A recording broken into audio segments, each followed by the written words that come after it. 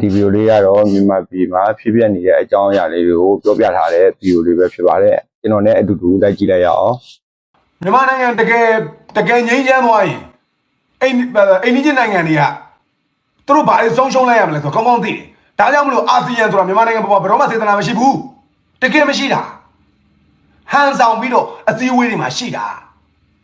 ဟန်ဆောင်ပြီးတော့အစည်းအဝေးတွေမှာရှိတာဒေတာတွင်းနိုင်ငံတွေကကျွန်တော်တို့တိုင်းပြည်ကိုစေတနာမရှိဘူးဘာဖြစ်လို့မရှိတာလဲဆိုတော့သူတို့ကောင်းကောင်းသိတယ်ဒီတိုင်းပြည်ကစောက်ရမ်းချမ်းသာတယ်ဒီတိုင်းပြည်ကလူတွေစာတက်သွားရင်ဒီတိုင်းပြည်က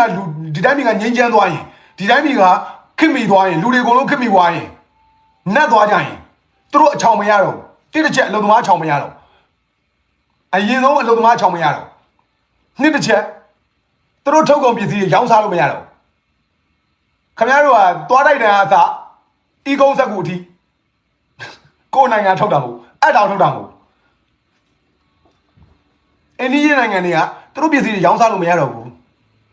ပြီးရင်အချိုးအချောင်သဘာဝပစ္စည်းတွေတကယ်တန်ဖိုးမဖြတ်နိုင်တဲ့သဘာဝတည်ရတာပစ္စည်းတွေကိုအလကားမရတော့ဘူး